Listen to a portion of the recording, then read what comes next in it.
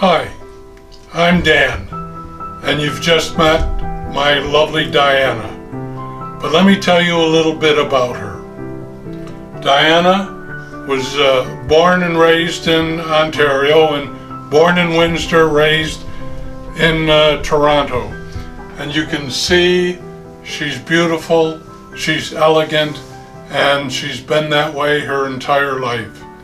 She's a graduate of the University of Toronto, spent some time in Osgoode Hall, but figured that physical education was more her suit, and so basically has a Bachelor of Science degree in kinesiology, which will be important as she goes through life and becomes a yogacara. And I will explain what a yogacara is as well. Her beauty and elegance was recognized early. As a student, she also was a model and worked and won a number of beauty pageants in Toronto as a young lady, and that as well has carried over in her life. Diana and I met very late in life.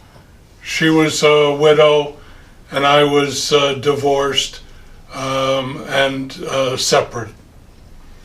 We met in Grand Bend, Ontario, where Diana had come and spent a number of years. She ran a B&B on Lake Huron after spending years being a caregiver for her mother. I was working at the community health center there, and we needed a fundraiser, so a friend suggested Diana had experience, and we interviewed and selected her to be our fundraiser, and that was the beginning of the best period in my life. We fell in love, got married, and spent 15 wonderful years together. This portrait is significant in that it shows that while she was beautiful and elegant, she really only reflected on others. There was no me in Diana, and she spent her entire life supporting and being a friend to others. As I said, she was a widow when we met. Her deceased husband was a art museum director down in Florida. And this portrait is significant because it was made from photographs, not a sitting, but mostly from photographs, and shows her beauty and elegance. What's more significant about it is how it reflects her, because as you can see, her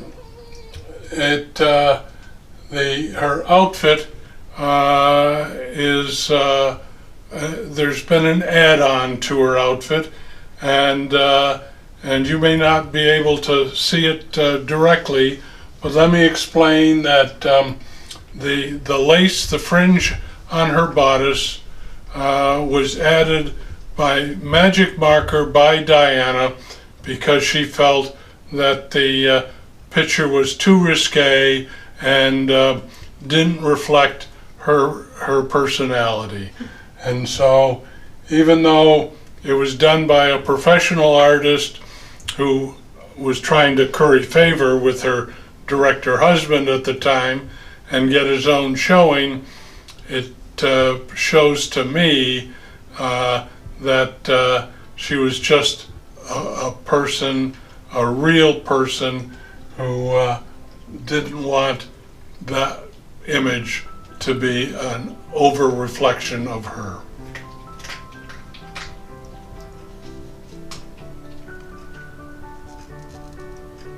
She would be so proud of me. Not a drop spilled. Not a drop spilled. Yeah. So mimosas were special to Diana? Yes. Mimosa was Diana's favorite cocktail. Yes. So on her day, when she was planning her party, mimosas were the first thing on the menu. Thank Everybody. you. So maybe we'll do a to Diana. To Diana, to my love. To your love. How much detail? So you said, for example, some of the stories about the celebrity side of Diana. So Yeah. let's pick up, you were saying her husband was a producer for CBC? No, a Foreign correspondent. Actually, he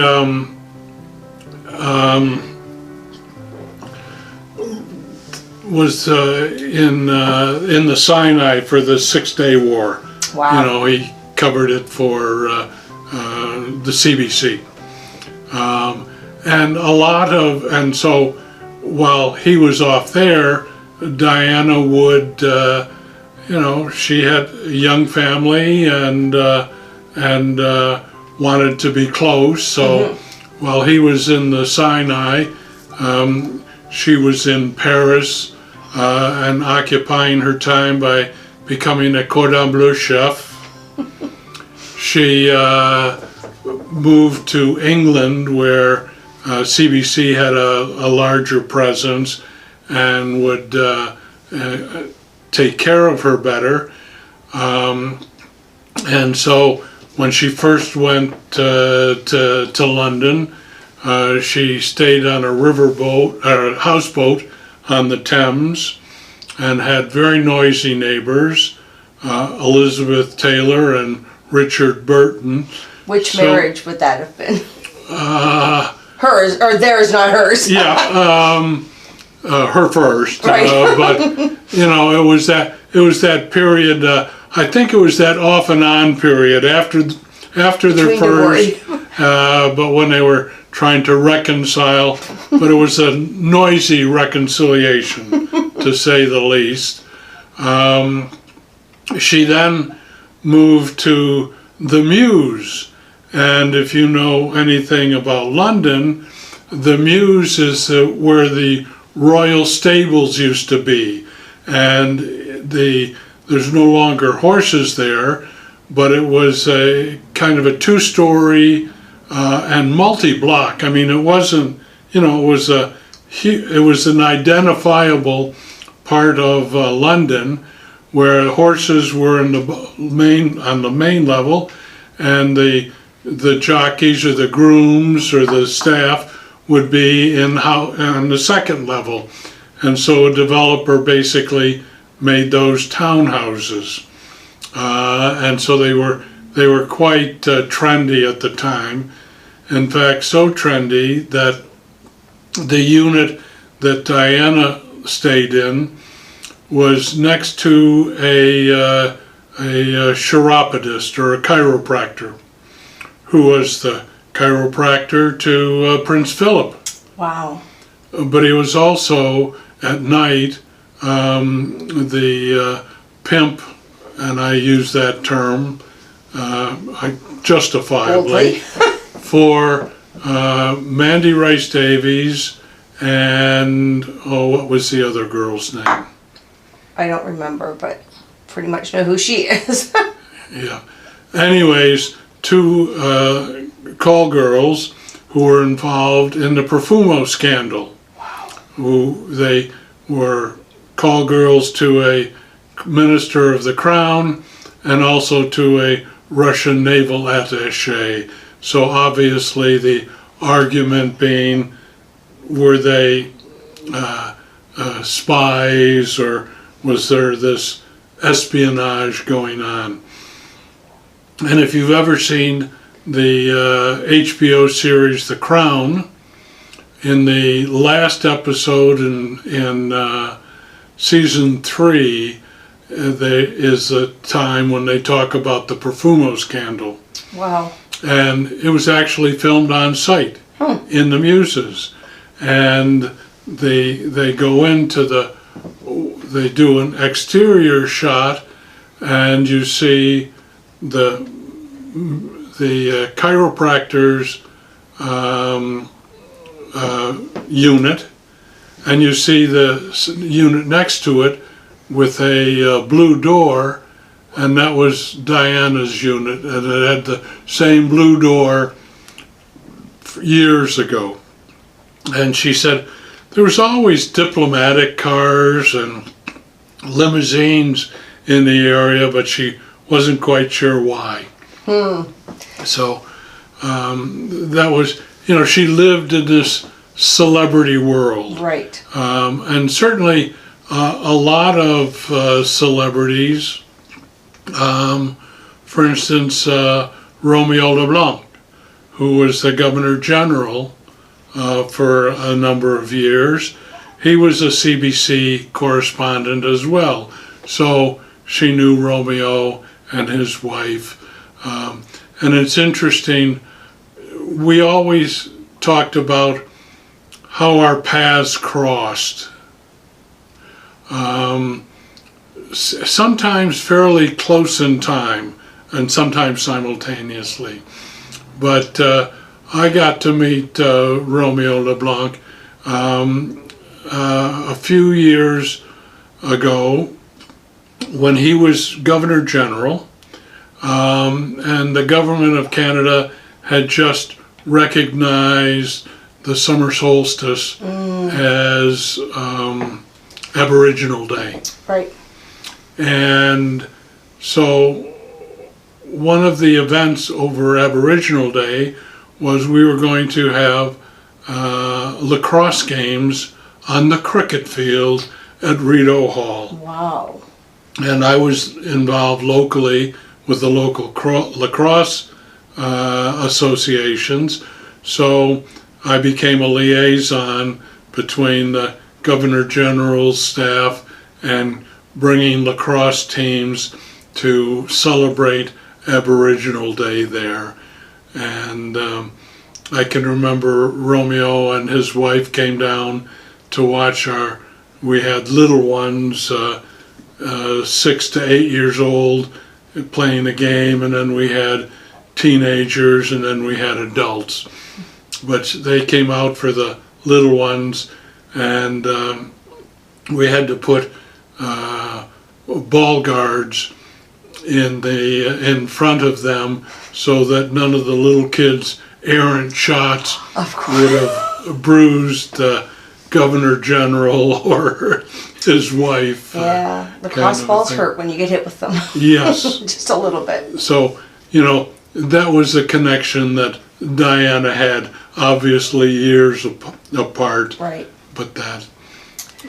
And I remember you telling me Diana had a suitor at one time that probably most people who are going to be able to see this video potentially might recognize the name. This is true. This is true. Diana was divorced from her first husband and working in the States with her degree in kinesiology, and by that time she had become very involved in the yoga community and yoga practices. And so she was director, fitness director for a club in Delaware. And she had a couple of dates. She never quite told me how they hooked up, how they got connected with those dates. But she had a couple of dates with the current president-elect, Joe Biden.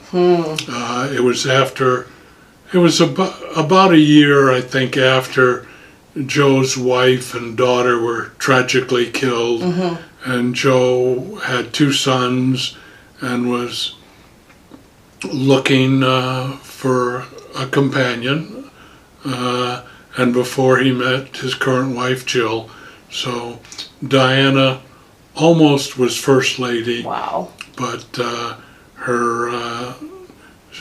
love hadn't developed. Right. So. Lucky for you Absolutely. and lucky for us. Well, I'm not sure about that, No, but lucky for us. it certainly was, it made me feel, my ego was well stroked that she chose me over the future president of the United States. Yep. So with everything that, I mean, Diana lived an extraordinary life.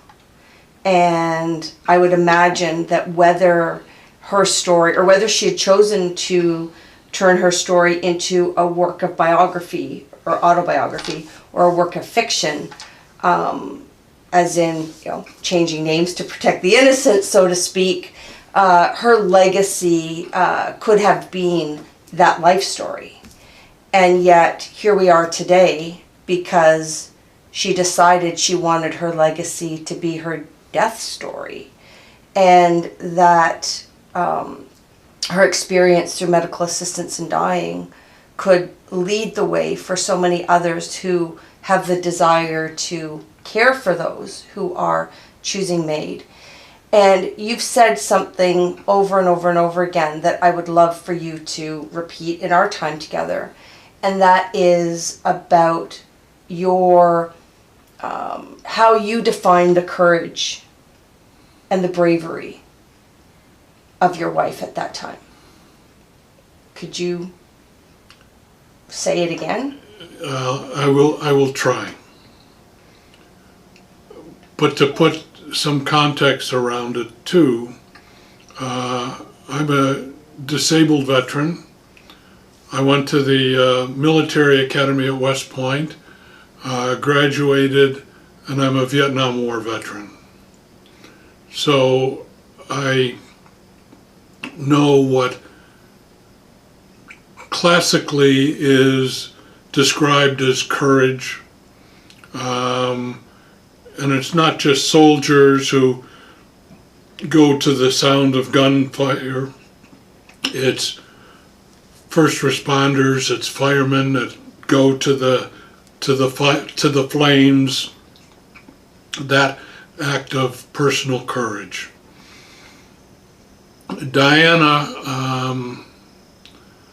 5 years ago, having spent 5 years battling colorectal cancer, was basically told that it had returned and that she should make her final arrangements. And so she chose, and at the time we were in Florida, and it was a time when medical assistance in dying had been approved in Canada. And so she chose that we return to Canada. I have dual citizenship. She is Canadian with landed immigrant status in the States. So we returned to reestablish residence here in Canada and become eligible for MAID. And she did so, she did not fear death. She was not going to run away from it. But she did not want to suffer. And she did not want me or her family, my family, her friends to be in a prolonged period of grief and suffering as well. So we chose MAID. When we came here, we enrolled in the day program at the local hospice. And part of that was the opportunity, and you talk about legacy and that, the opportunity for her to create a legacy book, an autobiography, published, not distributed, Right. but a professionally published biography, pictures and stories and whatnot. And she chose not to. She chose instead, I think, to document and work with our death doula, Merle, to document a pathway and a support, and it is Diana's pathway of people's what they needed to know, how to go about following her trail, her lead. If that was for them, I mean, you have to make that decision, because certainly MAID and the safeguards in the MAID program make it a conscious and commitment of the individual. And she wanted to show people that it was an appropriate decision and an act of courage to follow the path. And you also talk about, you've often described the courage that you witnessed with her. I can't remember if you've said it was exactly like what you saw in war, or in all the war that you saw, and in all the courage of the people you fought alongside. You've compared her courage to that, to me, a lot. Well, one thinks that to me courage is going forward, facing death, and she knew that, I mean, I think we all, and I had an uncle who thought he was going to live, he was infallible, he was going to live forever, immortal, and we try to sugarcoat it or disregard it and whatnot, but it was clear that that Diana's time was coming. Mm-hmm. And so she faced that, and she made the decisions not to run away from it, but to embrace it, mm-hmm. And to help others embrace that inevitability, her inevitability as well. And that's what you see in war. Soldiers, we tended to, that bullet isn't meant for me, to deny that inevitability, but we also knew that there were a lot of bullets out there, and so, but we did our job. We followed our orders. We risked death, not knowing that it was going to be there, but knowing that there was a probability of it.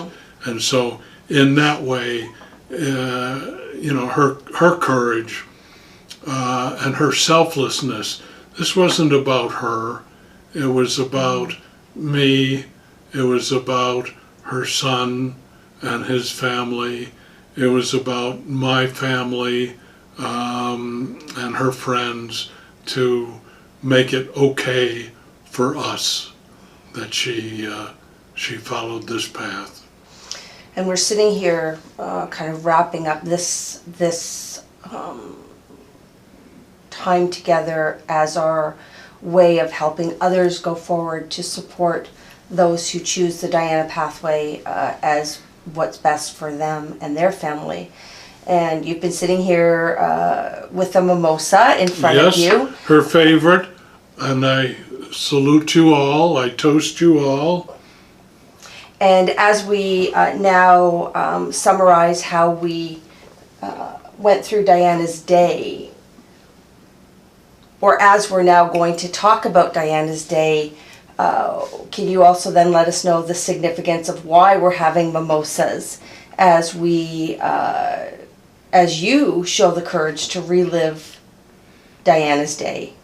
other than liquid courage being mimosas sometimes. Why are we having mimosas today? Mimosas were Diana's favorite cocktail, her drink of choice. And Diana's final day, which was a living wake, a living funeral, if you will, was planned and began. It was supposed to be a gathering of family and friends at 2 o'clock in the afternoon to spend 3 or 4 hours celebrating life, Diana's life. And so we had arranged to have a buffet, drinks.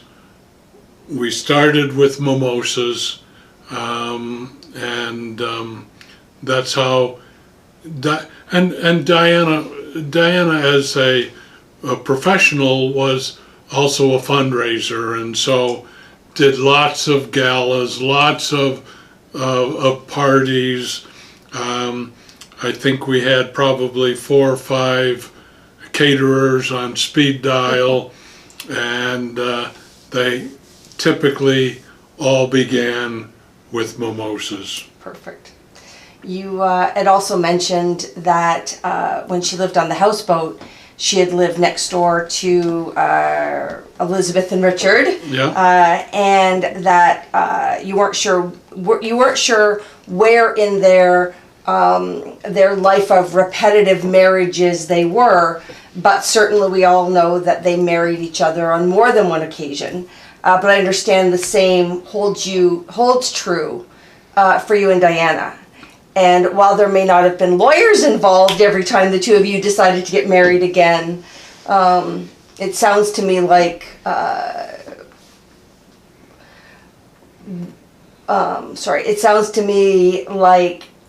having a party if there wasn't an obvious reason to have a party, you two continually renewing your vows became a popular reason for having a party. We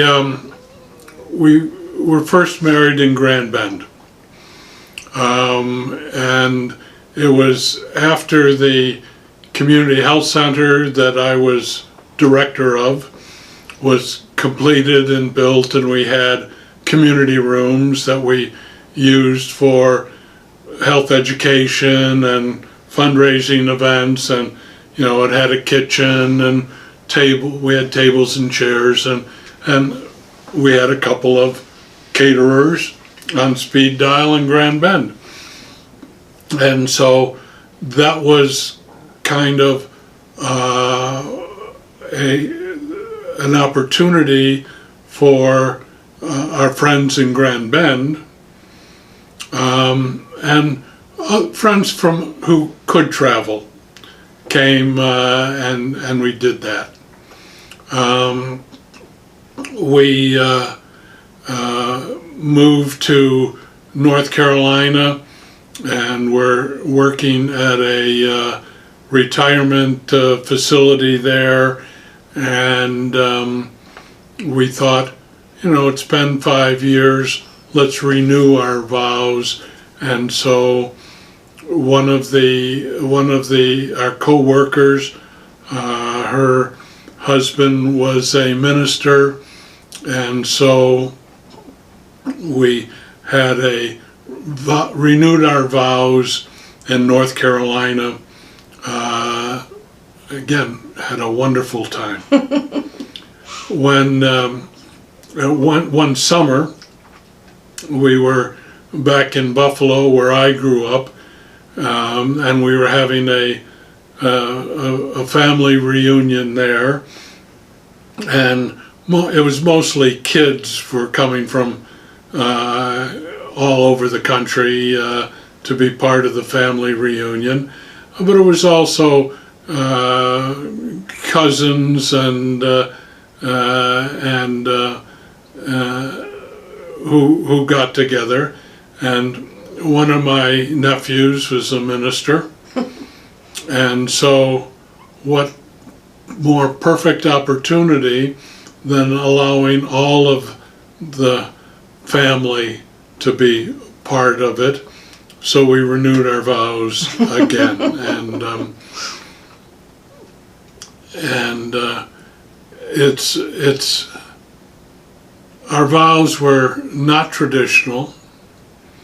They, in fact, one of our early, in our dating period, we had a trip to, it was a mini reunion of my class at West Point, and it was in Santa Fe, New Mexico. And we became quite involved, or quite enthusiastic students of the Navajo traditions and whatnot.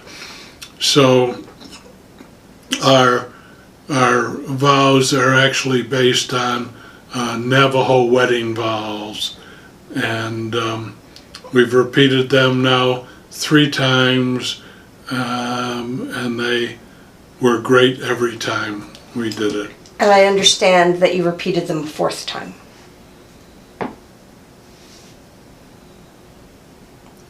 We did here on our final day. It was an affirmation, a reaffirmation of the love we shared, even though our physical presence was going to end.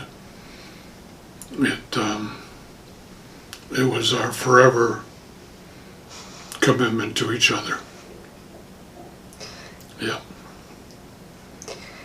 Thank you for sharing that. And Well, thank you for welcoming us into this place of her final experience.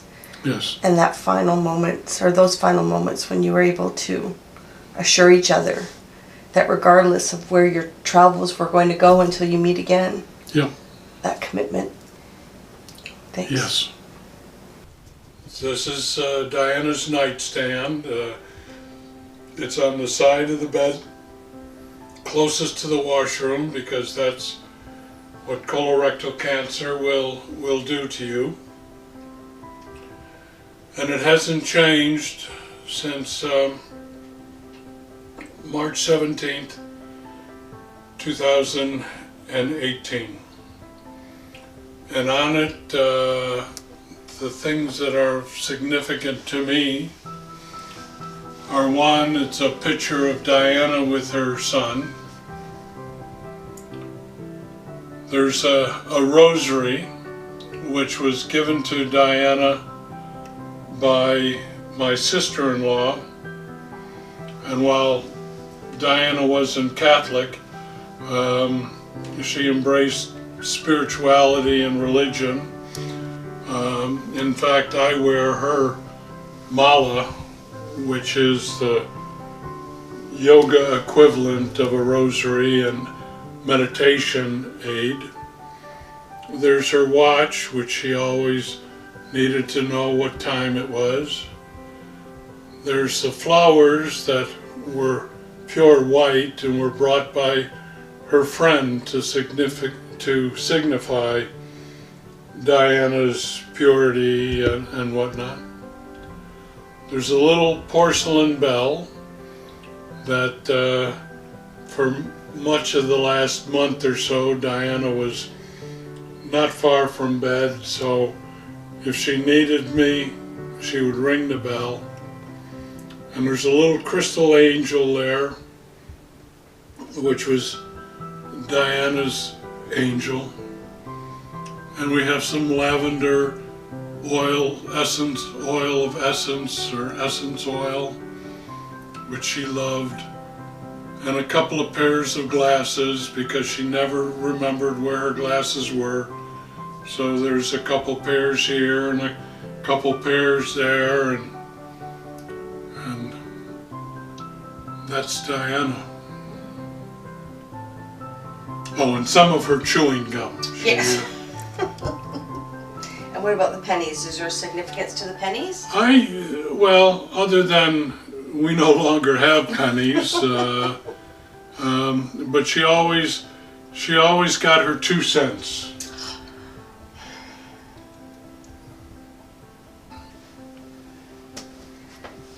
That's what makes it significant. I can't imagine what it would be like to even consider moving any of that.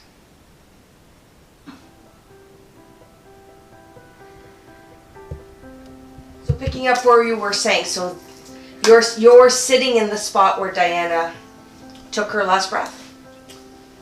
Well, this is the room that Diana spent her last day.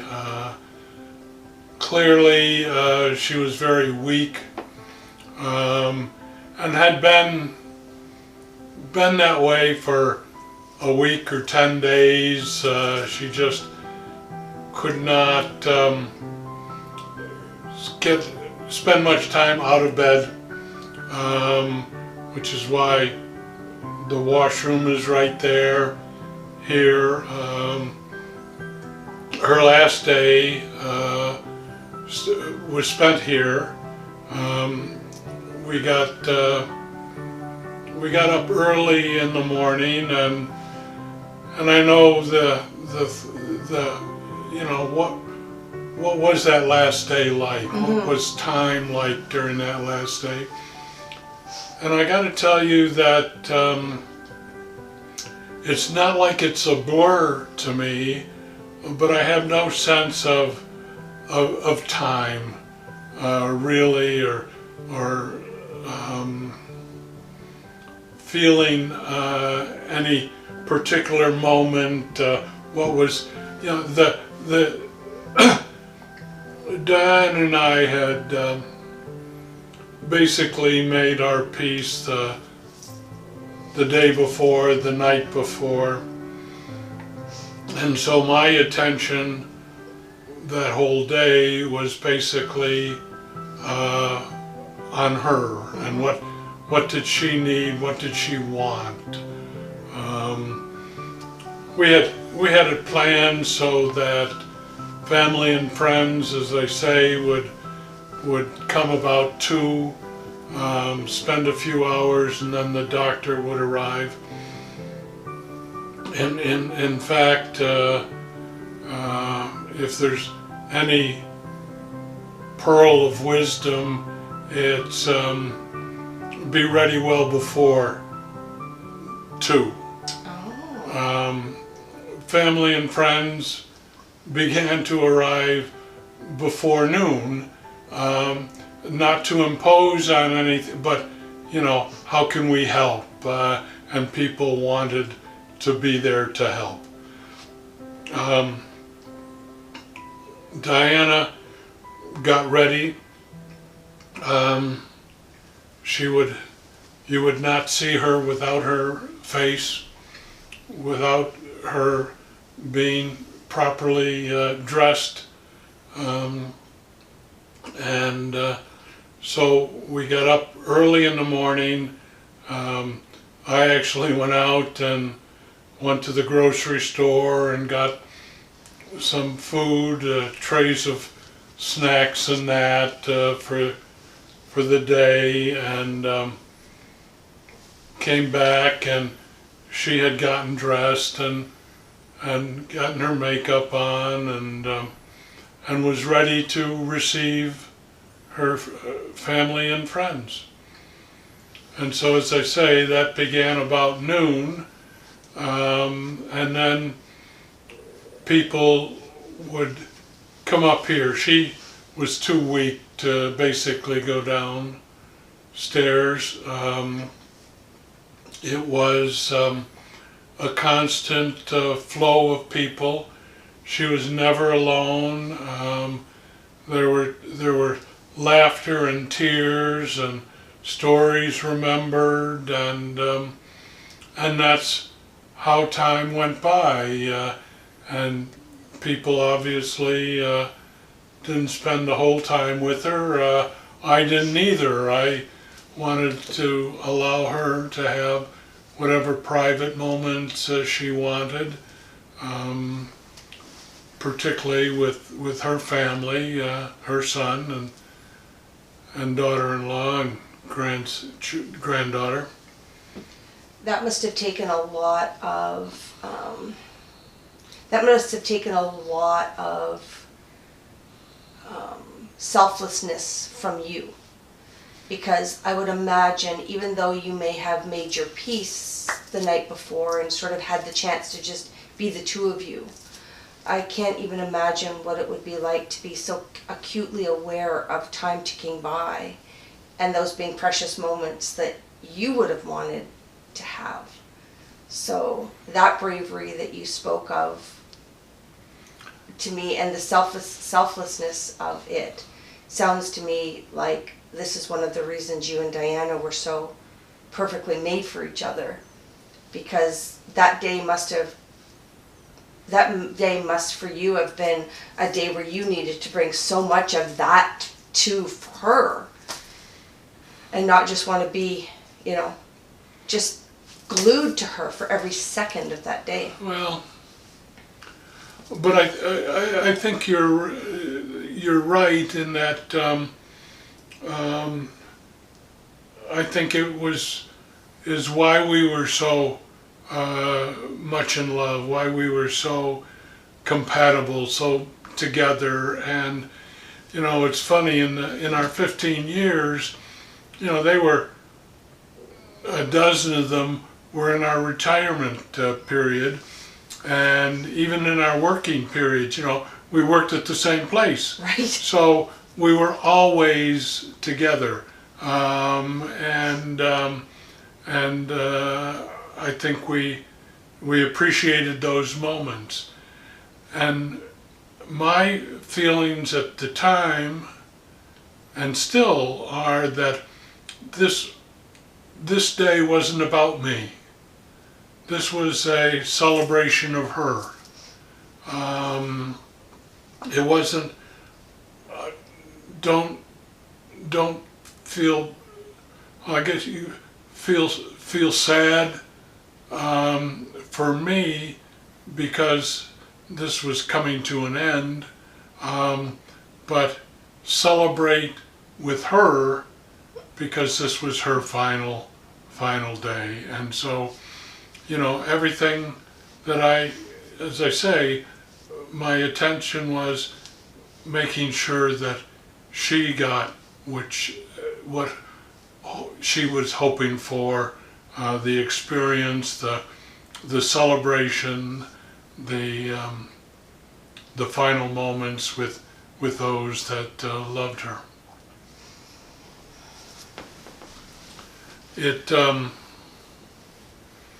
So as I say, it started about noon.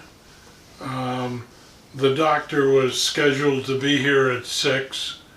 And as I say, people were up and down and up and down.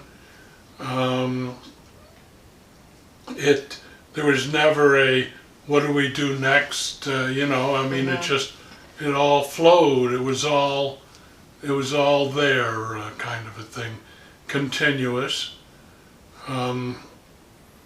I told the doctor was a few minutes late, and she apologized when she got here, but that's fine. It was not important to me. It was a few more minutes that Diana had. Mm-hmm. So when the doctor arrived, and there are some procedural things that go on, the doctor came up and was alone with Diana because she had to make sure that Diana was mentally competent. She had to assure that this was Diana's wish to proceed. And so after that was done, those who had assembled here, you know, it's time. We're going to proceed, and you're certainly welcome. There was about 20 people here. This would have been a crowded room. Well, we opened the doors and the landing there, but people came in and surrounded the bed, and I was here.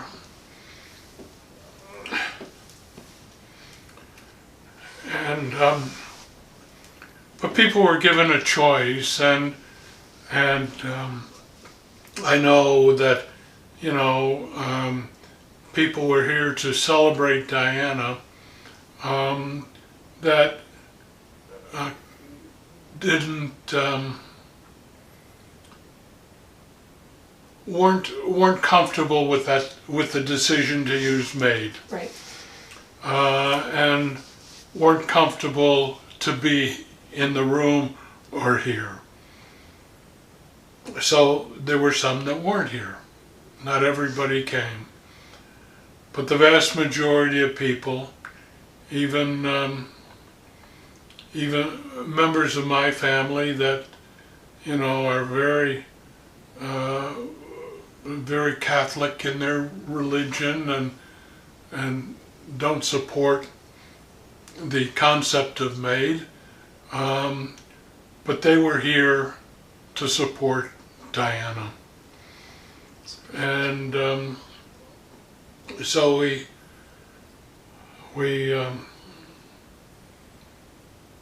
went about the procedure. Diana always, she was the phlebotomist's nightmare. Anytime she had to have blood drawn or whatnot, she had tiny veins, butterflies, you know.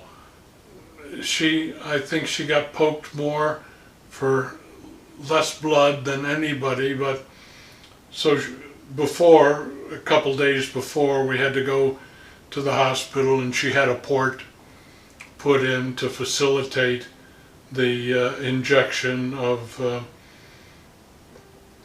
the chemicals.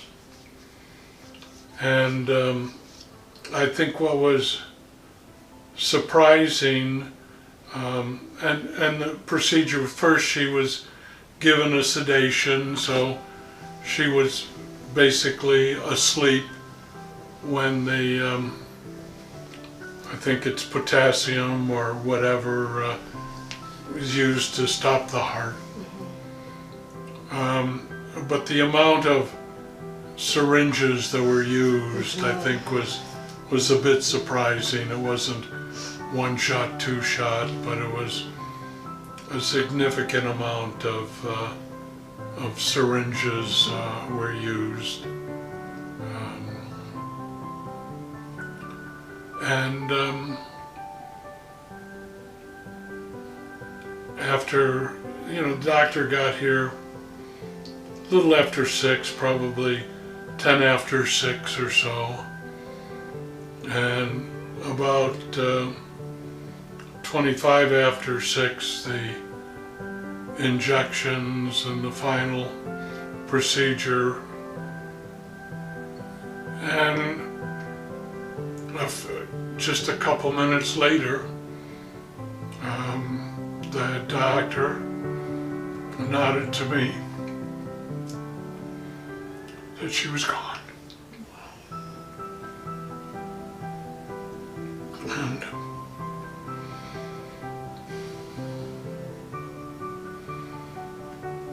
And she was. And that's how her day ended. And there was a few things left that had to be done, but she was at peace. And I was at peace. And that's exactly what she wanted. Thank you. Thank you.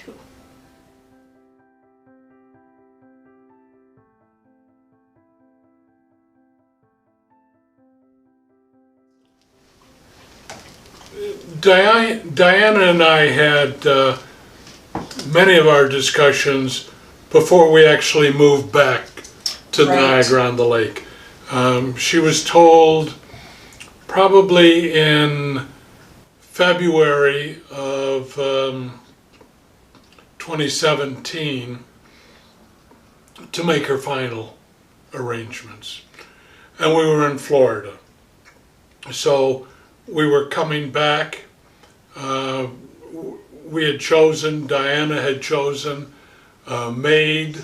She did not want a lingering, painful experience, and wanted to minimize the anxiety, the pain that we would go through as family and friends. So the decision was made there. We obviously were making a major relocation, and so we weren't in any way trying to hide anything, and so we were quite open with family and friends.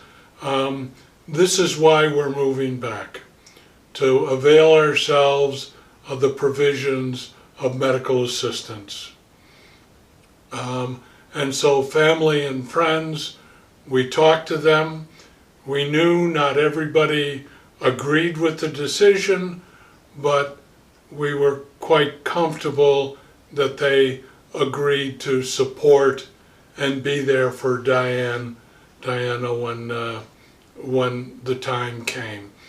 And so we were well aware, on my family side, some of the religious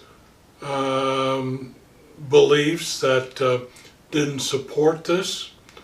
And we knew on her side that Damon, her son, was not opposed is the wrong word. He wanted to support his mom, but didn't support the decision. But obviously he realized and recognized that it was her decision, and so there was nothing he could do other than express his own anxieties, express his feelings. And I know he was upstairs in the bedroom for the procedure, but retreated here and showed a lot of his anxieties. Marilee, I know, found him here and spent a good bit of time encouraging, supporting him, working through his anxieties. I know that when I've heard the story of Diana's day, one of the things that always sticks out in my mind is how acutely aware he was of time. And he really noticed when the doctor was late and was asking, like, where is the doctor, where is the doctor? So thinking about that, I think that as death doulas, being aware of that and being able to kind of walk through, or even better yet, explain that those kinds of delays could happen. And my understanding was it wasn't a late leaving her home or traffic. There was a mix-up at the pharmacy, something that was completely out of her control, and likely those kinds of things could easily happen to another family in the future. So kind of being aware of some of those things, and maybe again having some of those conversations prior to learning from Diana's day and how we can do an even better job helping more families in the future, I think is really kind of a good message in that. And before we move from here, well, actually one other thing, touching back again on how, while not everybody was in support or in agreement with what Diana was doing for many reasons, they certainly were willing and able to put their personal feelings aside. And when we were upstairs and you were showing the rosary, again, you know, I remember knowing or hearing that Diana's sister-in-law helped her get ready that day. And from what my understanding is, that is the same sister-in-law that gave her that rosary. Yes.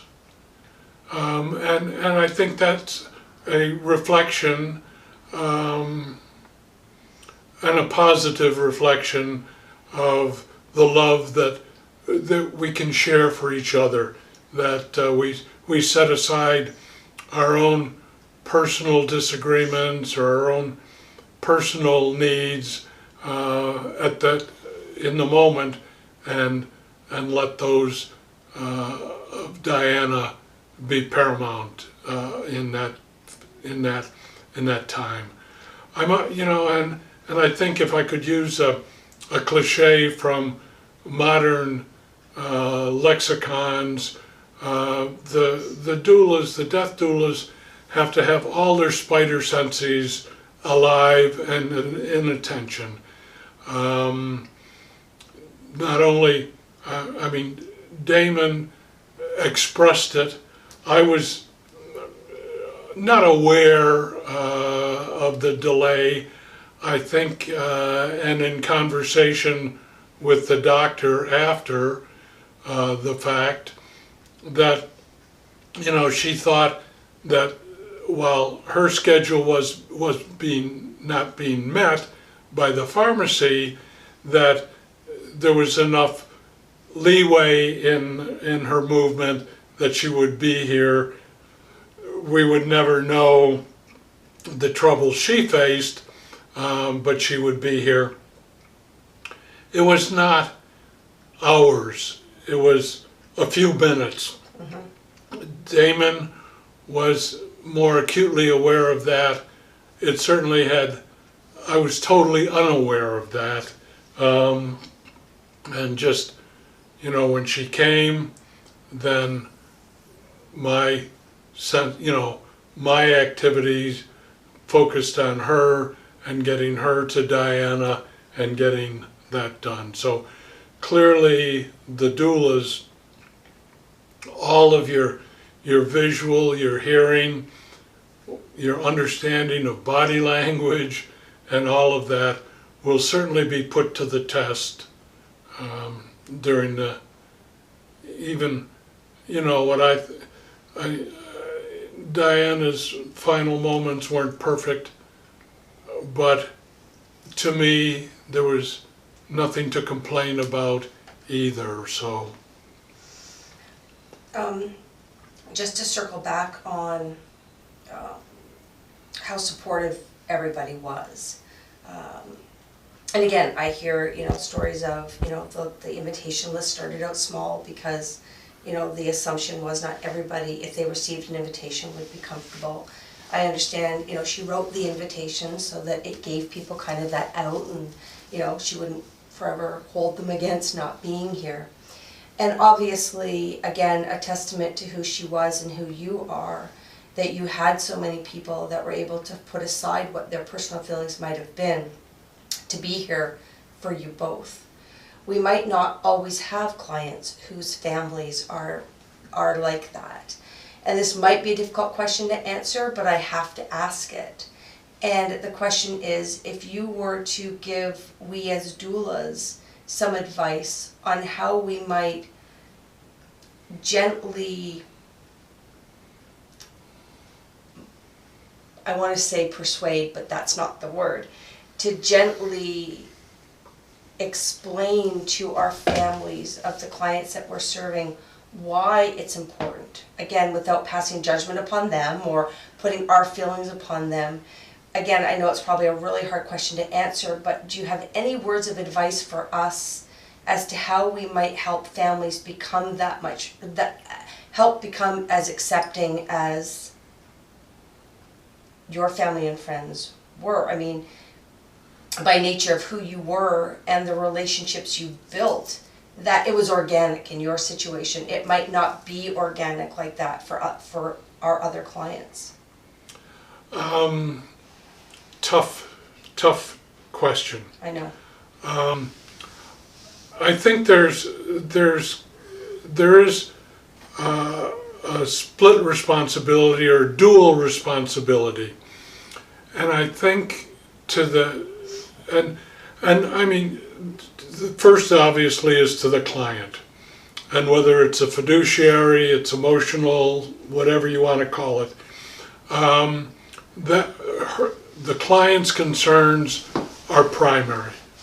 And there may be times where the client at the very end changes their mind, or probably more difficult for the doula, a couple days before the client expresses reservations and doesn't want to, and where do you go with that?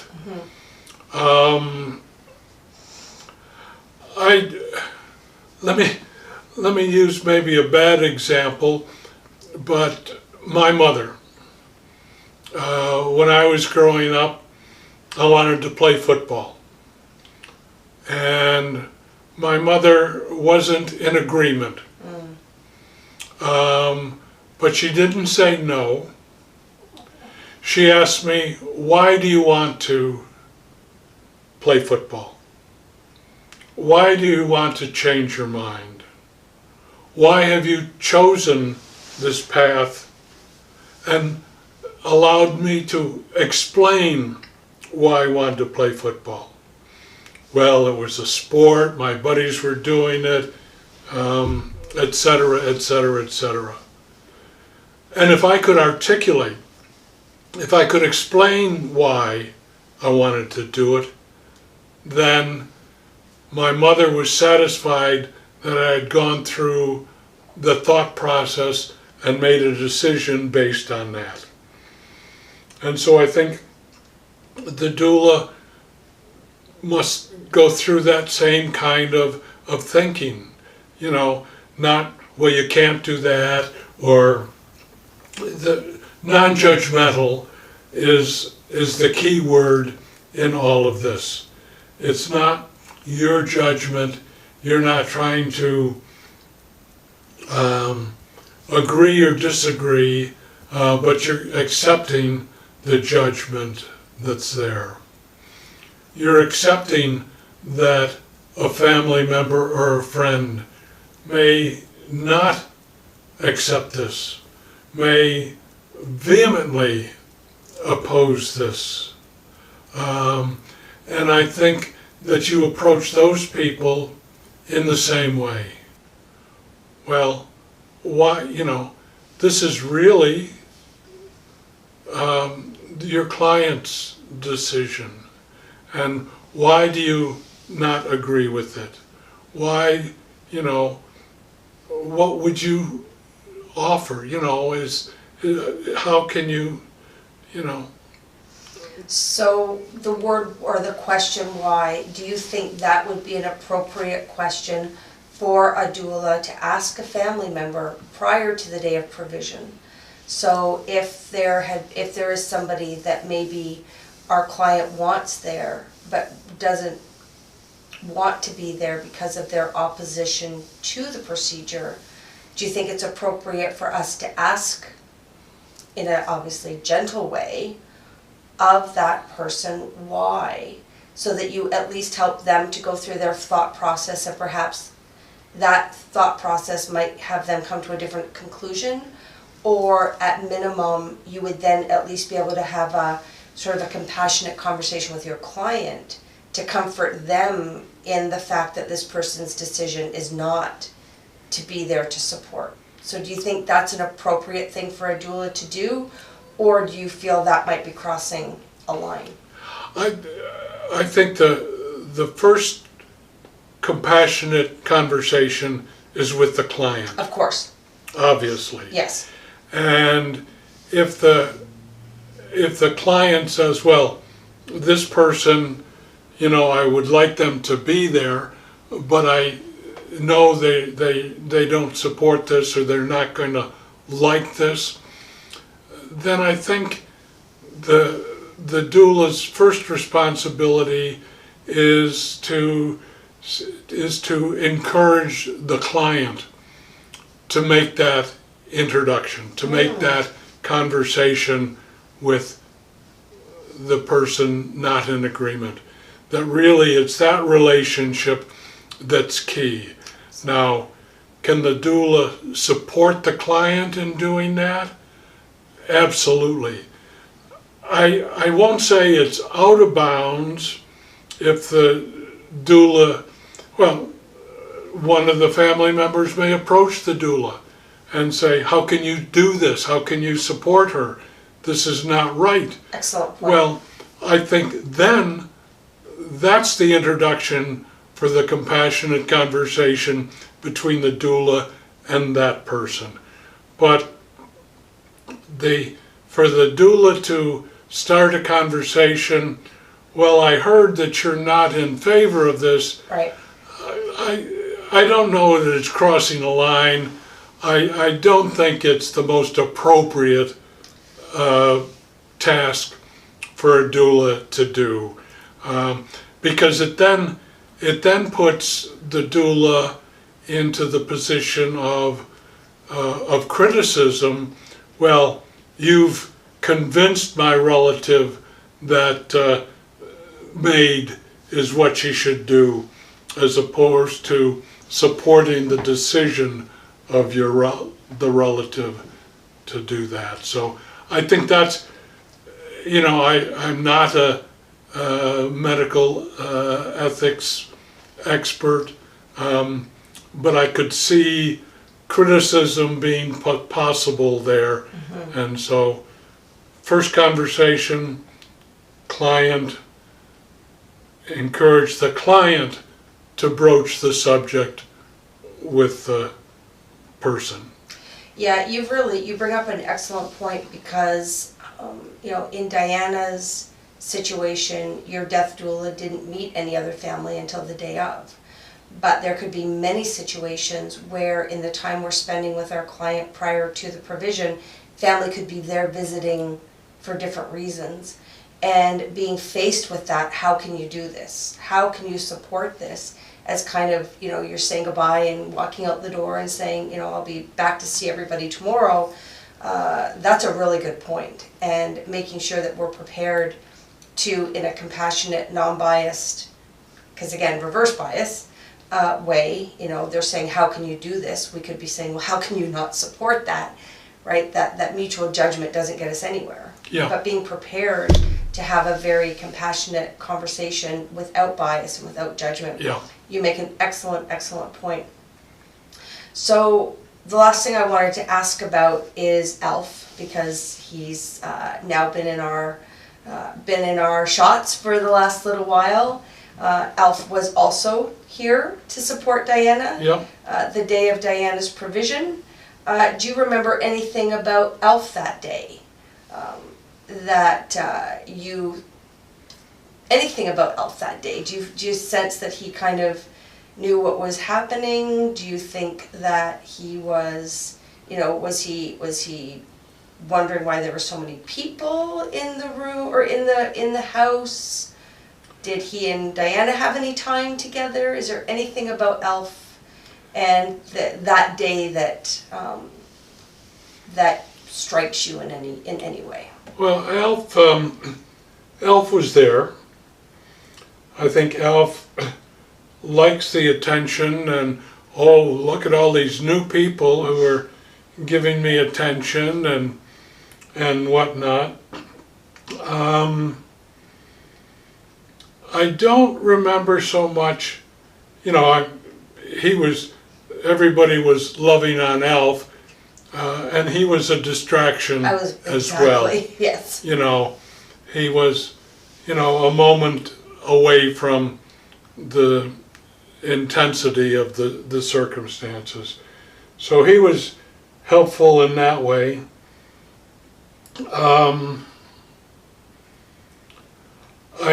I more remember the few days following. because Alf would sleep with us, and he sleeps with me. And I know when Diana wasn't there, you know, he would sniff around that side of the bed. I mean, he likes to cuddle. And so while he starts off at the foot of the bed, you'll find him in the crook of your knees or the small of your back. And I know that was only available to him on one side. And so you could see him, you know, something's not right here. Something's different. And it took him a while, I think, to understand that things have changed and they're not coming back. Mm-hmm. But he still goes over to the foot of Diana's foot where she would be, but comes quickly to cuddle with me. Mm-hmm. One last question, and I never thought about this before, so again, say no if you don't want to answer it, because you don't have to answer anything. But I wonder if you have any words of advice for our doulas if somebody is potentially thinking that they would rather, so let's just say, as Diana had been home the whole time, but was worried about the family, how the family might feel now. So the first thing I could think of when you were describing Alf was what it must have felt like to crawl into that bed that night after all that had taken place. If a client that we're serving suddenly thinks that it would be better for them to go to the hospital to have the provision because they don't want their spouse to have to crawl into bed that night, any words of wisdom or words of advice for us to just comfort them in knowing? Did you feel a sense of connectingness to be able to sort of go back to where everything happened? Would you have missed, would there have been a different feeling if she had left your home? And again, if you don't, because I never thought to ask you that question before, but just when you were talking about Alf and sort of, the first few nights and him noticing she's not there, you would have obviously be keenly acute to her not being there, but it's in a very unrefined way of saying it, it's like going back to the scene of the crime to, so again, if you're not comfortable answering it, I totally understand. It just kind of struck me as you were talking. Yeah, the whole premise of home hospice is to deinstitutionalize, normalize this. And so I think my experience was that after everybody had gone, everybody had left, and Diana's remains were in the funeral director's custody, and it had been a long day, and I was exhausted, and I wanted to return to my comfort zone. And my comfort zone was in the bed that we shared for 15 years. And, I can understand where people, the client may feel that, I want to save this from my spouse or my caregiver or the family. I would, again, a compassionate conversation. Well, have you shared this with your spouse, your anxiety or your concern that they would be uncomfortable, this would be a place of trauma for them and whatnot, and have that conversation before and not assume that would be the spouse's reaction. And so I think that's important. obviously open and complete conversation is the key to all of this. And knowing that, you know, we're all, one of my management principles was that the decision I make today may not stand the scrutiny of new information and tomorrow. So never be afraid to revisit any of these conversations. Have the conversations, but don't be afraid to revisit them either. Excellent. Perfect, thank you. I'm Glenn, and I'm a funeral director by profession, and we're here talking with Dan a little bit about the experience on the professional end with the funeral home who came and took Diana into their care. And I was just hoping to gain a little bit more from Dan and his experience, his thoughts on how the transition of care took place. Dan, thanks for being here. I appreciate that, and you know, your experience and what we take away from this this portion, I think, will help those who are watching. Good. I'm glad to be able to contribute. Excellent. I was hoping, Dan, that maybe you can explain to me first off your experience. Why don't we start with how the funeral directors arrived to the house and your sort of immediate impression? Yes. Maybe I can go a little bit before then, though. Perfect. Because I think the day, part of the procedure is for the physician to contact the coroner and the coroner to give approval for the funeral directors to come and pick up the remains. Right. And so, and that has to happen. Obviously, there's some pre-work that's done by the physician and the coroner, so that a death outside of the institution is expected, and you don't have to go through the autopsy or whatever. Right. And that obviously happened. When for Diana, and we had family here, and wanted to facilitate not only the physician's work but also make it easy for the family. I actually, a week or so before, bought a fax machine because documents have to go from the physician to the coroner and back. Interesting. And and in fact it was on the stand behind you. Oh, no. So, you know, instead of the physician having to go back to their office, use their fax machine, Right. contact the coroner, and the delay back and forth, why we had it here. And so basically, when Diana had passed, the physician contacted the coroner from here, and everything went, you know, in a matter of minutes, not hours of delay. I'll just interrupt us at this point, just at this point, just to sort of allow our viewers to grasp a better understanding of what happens, because you're describing to me that there was a physician, but then we also had to speak to a coroner.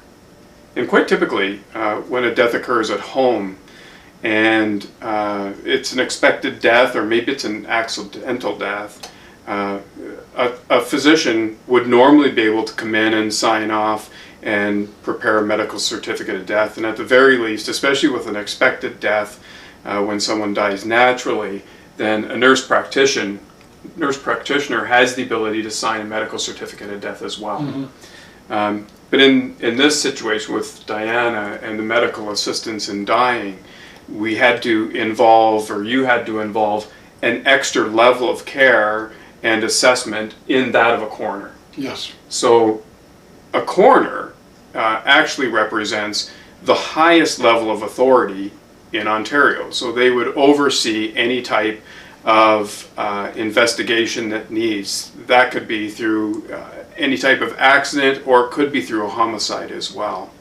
And I think with the medical assistance in dying, and because of how new it is into our healthcare system and what have you, that's why a coroner has to be involved, because it was assistance in death, and so the coroner oversees this process to make sure that the medical doctor did everything within the letter of the law, and that's why you had to have that sort of second witness to all the events that took place. Yeah. Thank you for that. Yeah.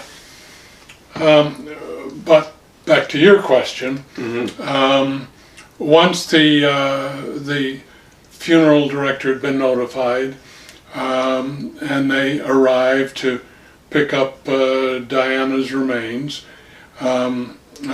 two gentlemen, well dressed, serious in their demeanor, and sympathetic to the situation that they were coming into, arrived, and they brought in a stretcher. Because of the configuration of our house, it's impossible to get that stretcher to the bedroom where Diana passed and her remains were. They had to go up and gather her remains, bring them down to the stretcher, and then take them out. And I will admit to being a little numb emotionally at that time, but I certainly felt that Diana's remains were respected and taken care of. At the time, most of the family and friends had left. There were still a few of my relatives here, and our doula, Mary Lee, stayed here with me till that point where Diana's remains were removed. Understood. Did you select your own funeral home or funeral service provider, or was that something that was done by the coroner's department? How did you arrive? It actually, we decided. Okay. It was because Diana was enrolled in the day program of the local hospice. We had the wisdom and experience and input of the hospice employees, and I asked, probably, a month, at least once Diana was approved for maid, I basically went shopping, looking for who would be recommended, and so based on the recommendation of the hospice, they gave me several names, and I talked to them and chose one who was a director and did not have their own funeral home per se, but an independent director. Great. Did you notify this funeral service provider in advance, or what? Did you speak to them a day or two and sort of allow them to know when the scheduled assistance in dying would take place? Yes. Once Diana and I had decided on when it was to be scheduled, obviously we told the physician. Right. But we also gave a heads up to the funeral home saying that we planned it on this date at this time. And it was a Saturday, it was a weekend, so it wasn't,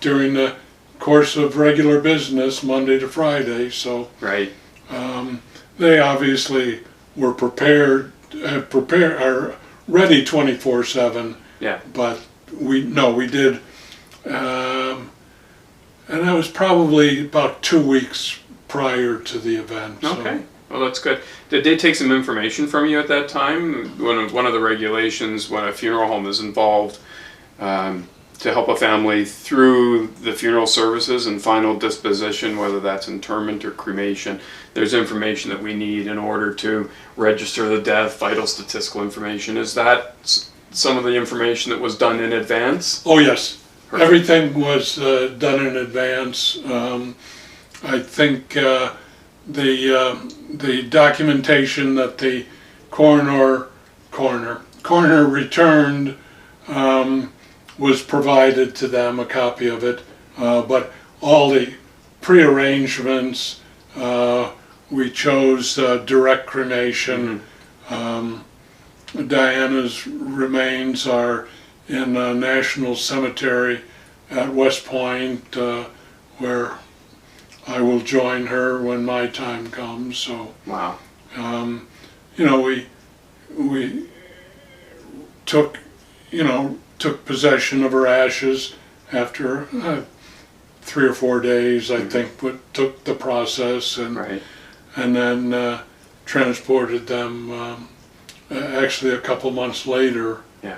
Because of the scheduling the interment. Yeah. Did you drive her to West Point yourself? Oh yes. Yeah, that's nice. That's amazing.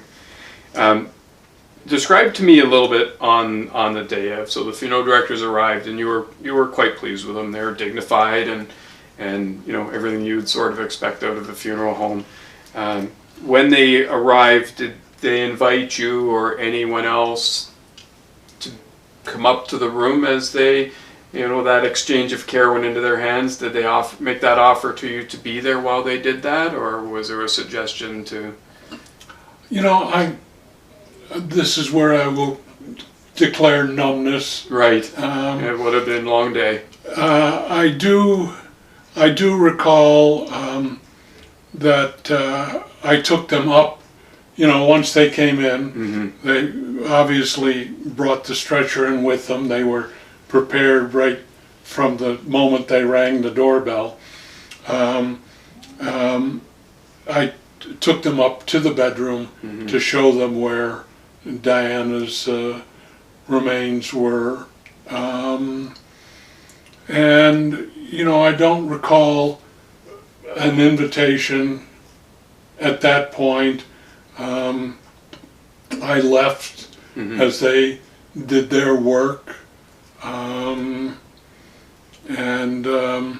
When they brought her remains downstairs, I was down here.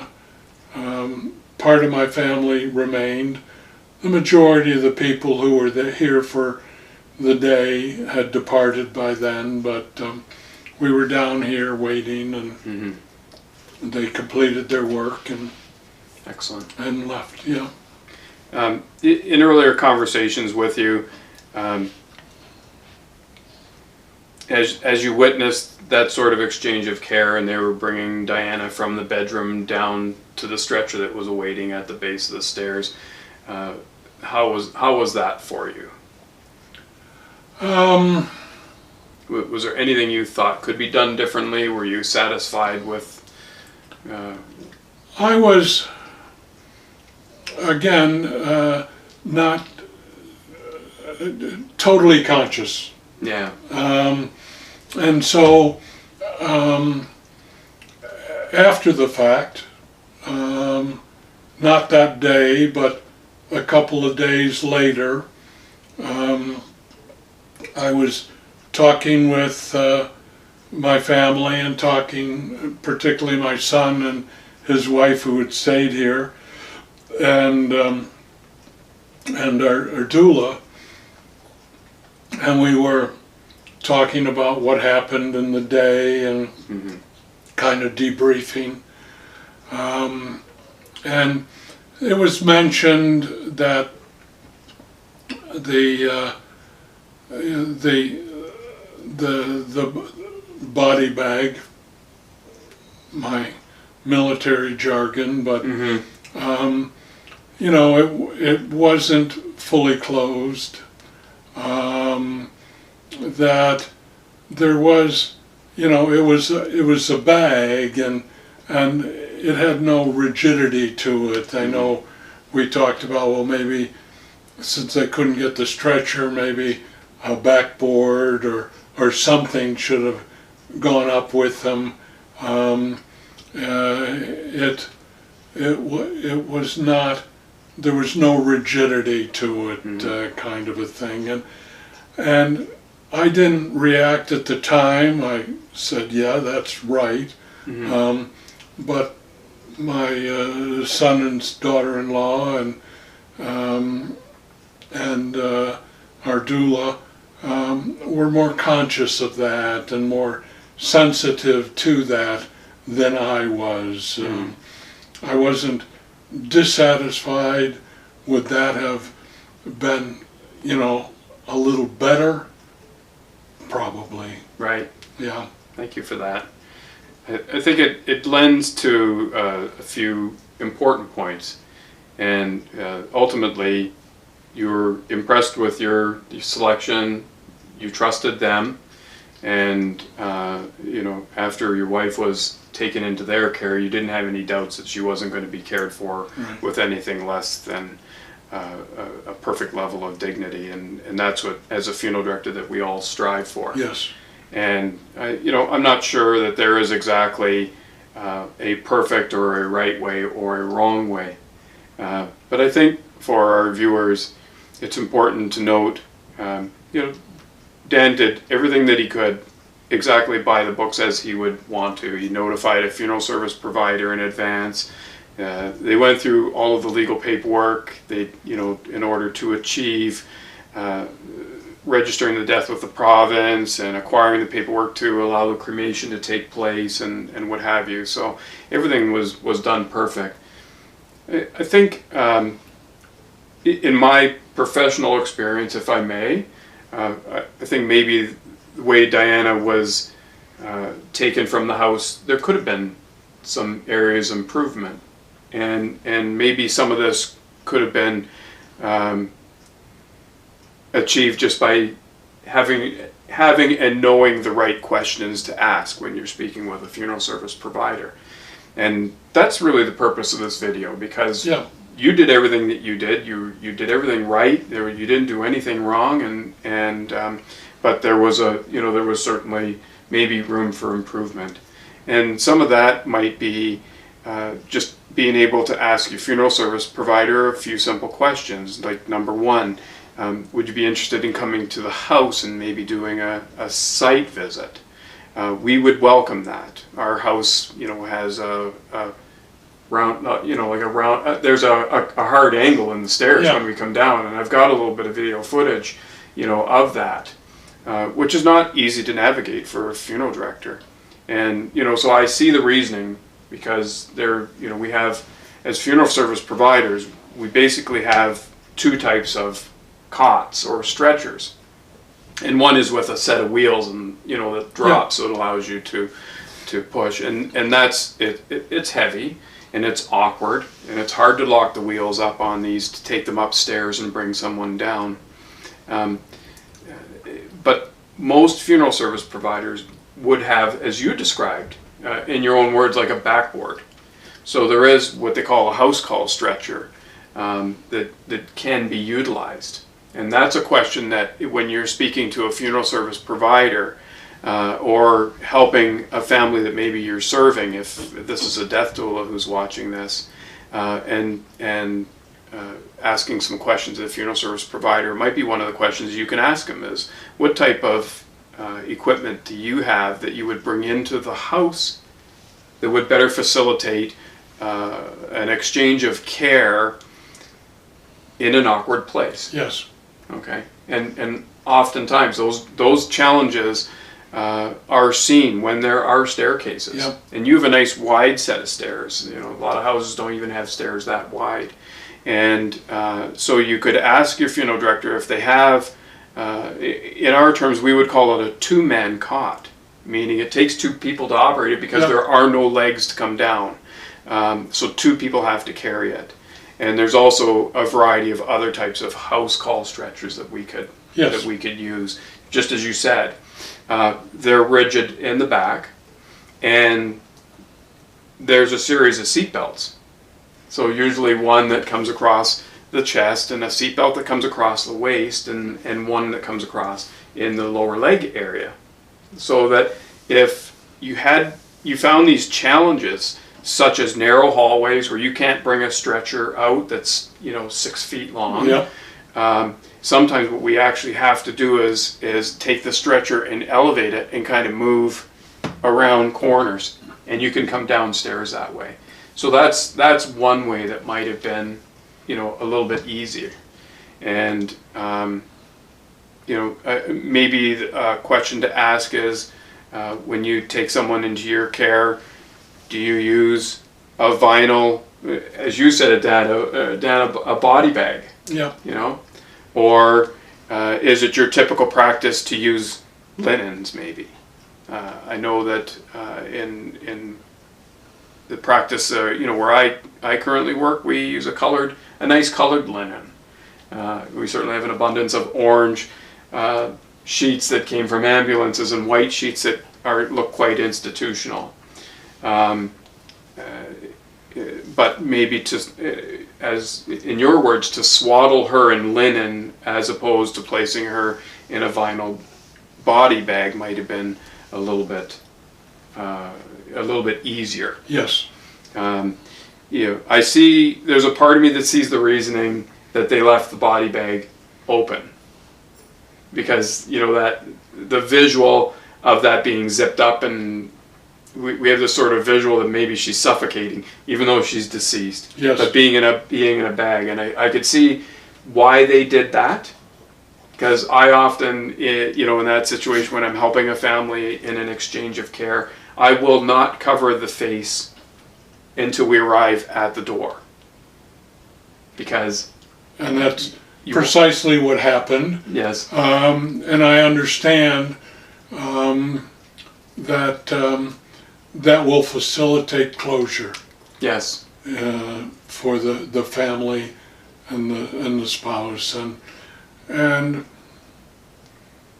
I understand that. As I say, it didn't particularly offend me, Right. or I didn't, is this protocol? Is this not protocol? Which is, it's great that you had that understanding. Yeah. And I don't think that the funeral service providers that you chose did anything necessarily wrong. Oh no. Or malicious. I think they handled Diana with the utmost of care and with the best of intention. Yes. And I think in my heart of hearts, that's how it was received by you. Yes, it was, Yeah. and I have experience with body bags, Yes. and I know that there are handles and straps, and you put the remains in the body bag, and you pick up the handles, and that was what I saw coming down the stairs. And so I wasn't distressed by it in any way. But as you say, if you're on a two-man cot or carrier, strap, it presents a different image than I was presented. I'm not uncomfortable with what happened. I'm very pleased with the professionalism they showed, but it is a different visual. I don't dwell on that visual, but it is a different one. It is, and in this situation, I think we're lucky that through your past experiences, your military experiences, being in the battleground or the battlefields as well, and what have you, maybe that lent to a better understanding. And as I said, I don't know if there is exactly a right way or a wrong way, but there are ways to approach the exchange of care. And I'm so happy that you're satisfied with the way that everything was doing. And I just think for our viewers, our death doulas who may be in a situation to be helping families through this, having the knowledge and being able to steer and guide a family by showing and helping them with the right questions to ask a funeral service provider can certainly go a long way and also enhance the experience. Absolutely. Right. Yeah. To be with your most loved one and journey the weeks, the days, the hours, the minutes to her dying it's beyond my own comprehension. So I commend you for your courage and strength. And I think the way you describe it, it's probably one of the most beautiful, one of the most beautiful ways that someone can be in control of their death, and do it surrounded with love and compassion and care. And to see that compassion and care right through from the point of death to the point that she left your care physically out of your house. There are ways that this process can be done just to keep that enhancement and keep that beauty going forward. That's right. And I think that was the purpose of being able to talk to you today, and I thank you for that. Yeah. And I thank you for your honesty and your courage, because it's not easy to sit here and revisit these hours and minutes. But thank you very much. Thank you. Yeah.